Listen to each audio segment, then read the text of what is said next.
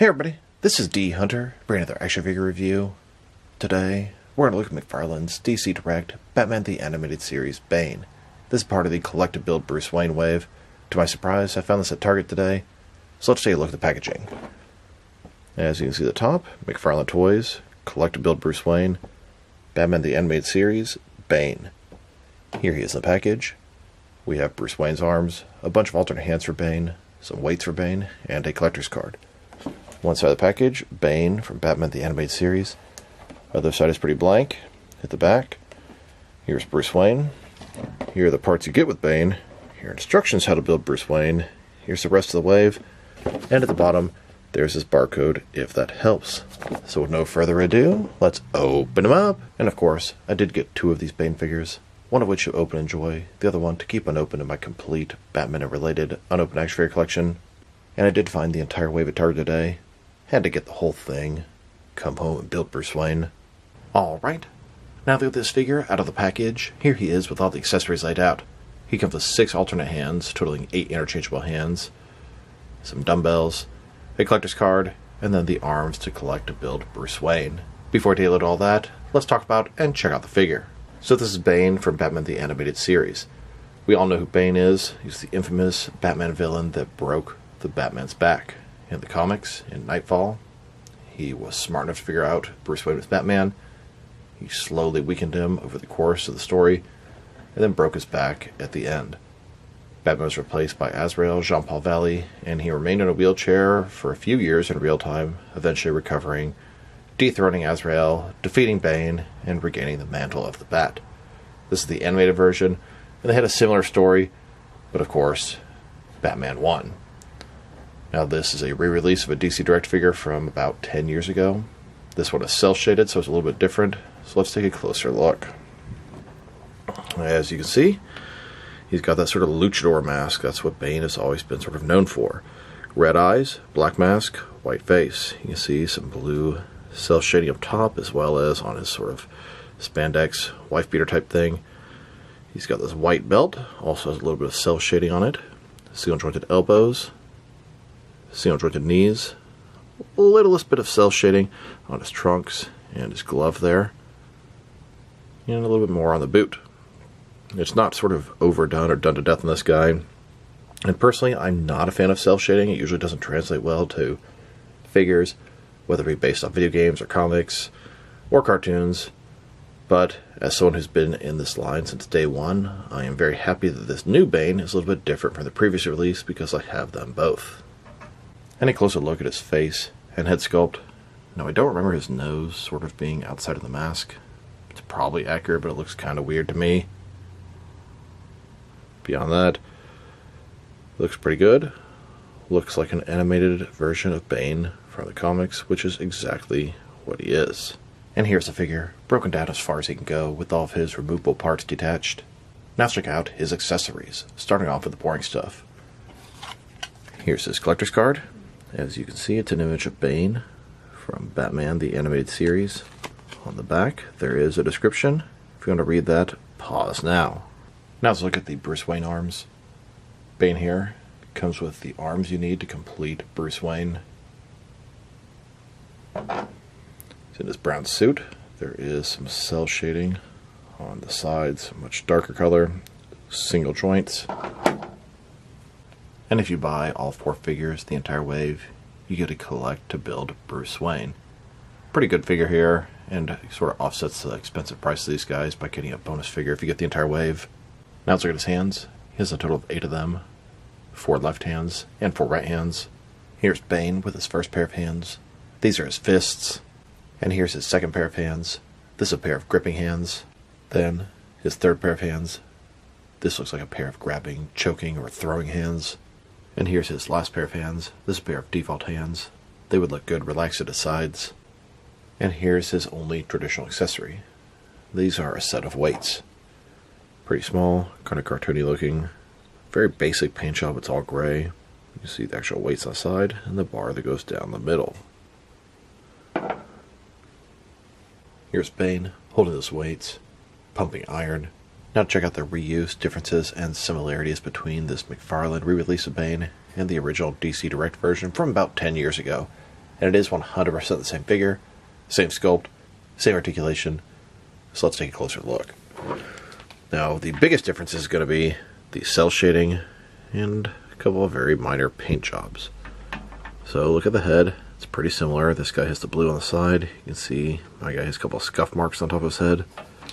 So we go to the back. The Venom tube is white on both of them. The McFarlane one is way glossier on the skin. You can totally see the difference.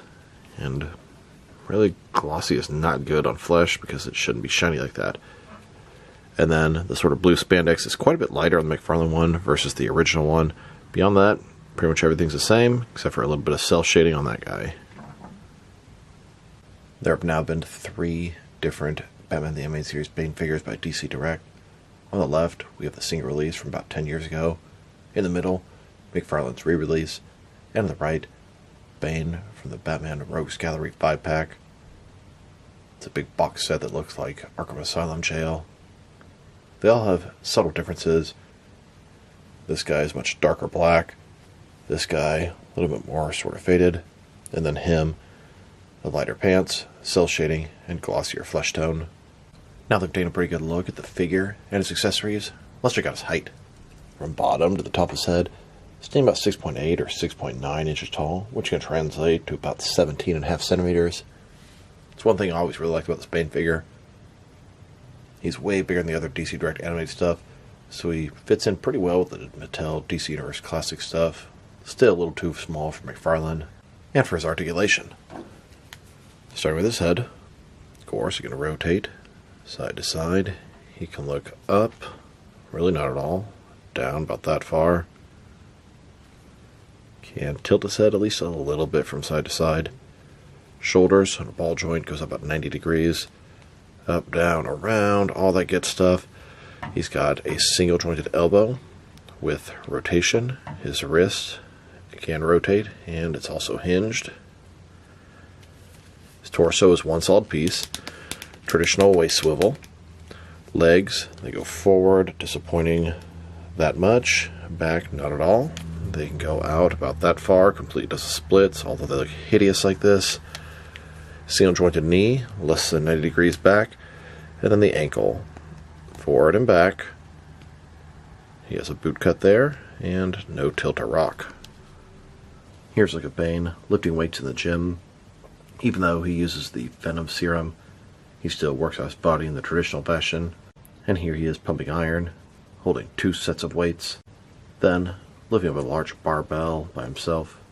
He's got so much weight on this barbell, it's bending under the pressure.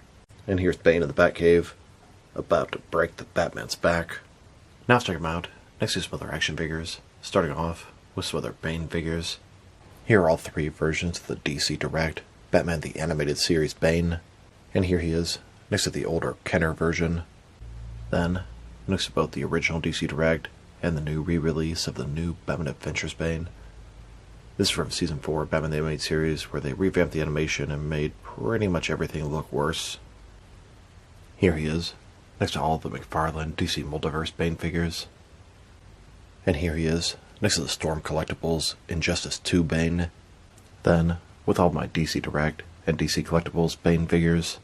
Next, with all of my Mattel Bane figures. And now, with the Remat Custom third-party Bane figures. And here, with my Mafex Bane figures. Then, with some older Kenner Bane figures. Here's a look at all of my Bane figures. I believe I have all of them in the 6 and 7 inch scale. If there's any missing that you're aware of, please drop me a line in the comments below. The next Bane figure to come out, I believe, is going to be an Amazon exclusive McFarlane DC Multiverse glow-in-the-dark Bane. Looking forward to see what he looks like. Here's Bane, next to some custom henchmen from Nightfall, Zombie, Trog, and Bird. And here he is, next to a custom Bird based off his look in Arkham Origins. Now let's check him out, next to some other recently released DC Direct animated figures. Here he is, next to the rest of his wave. Hardak Batman, Bane, Phantasm, Poison Ivy, Collective Build, Bruce Wayne. These figures are cell-shaded, they're Target exclusive, and they're a Build-A-Figure wave. And here he is, next to the previous Target exclusive wave. Lightning Strike Batman, Batgirl, Two-Face, Christmas Joker, collect-to-build Maxi Zeus. Then, with the wave before that, this is the second wave. We have Blind as a Batman, both versions of Commissioner Gordon, the Riddler, Trenchcoat Joker, collect-to-build Lockup, and with the first Target exclusive wave, we have Batman, Robin, Mr. Freeze, both versions of the Scarecrow, collect-to-build the Condiment King, and here, with McFarlane's most recent, the new Batman Adventures wave, we have Silver Batman, the Demon Etrigan, and Mr. Freeze. Next, with McFarlane's Batman The Adventures Continue offerings, both the regular and platinum versions of Red Hood. And here, next McFarlane's Batman Beyond offerings, a couple versions of the Terry McGinnis Batman, Old Man Bruce Wayne, and Ace the Bat Hound. Here's a look at all the Batman villains, Batman the Animated Series style. These are done with DC Direct. Gonna add Condiment King to this mix. And here's a look at all the different animated villains, the new Batman Adventure style. Different style, same universe. They all look fantastic next to each other. Now let's check them out. Next to some action figures from different various companies, so we can see how he fits in both scale and style-wise, in case you want to designs you can mix him with. Since he's a DC Direct animated figure, they're typically the 6-inch scale. I'm going to start off my comparisons with some of these smaller action figure lines I collect, and work my way larger. Here he is, with some Jazzwares Fortnite figures, and some SH Figure Arts action figures. And now, with some Hasbro Marvel Legends, and Mafex figures. Here's Bane, next to a slice of pizza. And here he is, with some Mattel and Mezco DC figures. Then, with both some Jazzwares and Mattel wrestling figures. And now, with some NECA and DC Direct figures. Next, with some Jack-specific wrestling figures, and some Diamond Select toys. And finally, next to some McFarlane DC Multiverse figures. Overall, it's a pretty cool Bane figure. As much as I'm not a fan of the cell shading, I actually am glad they have it, so that something's different from the original release. Now, my biggest complaint about him would be his articulation. It is very limited in the hips and the knees.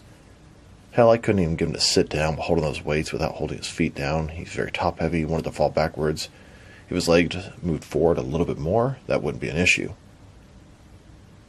Single-jointed elbows, single-jointed knees, terrible hip joints, but he does look pretty damn good. The glossy paint is a little bit much as well, but that's only on this version, not the originals. His accessories, plenty of hands, and the one set of weights.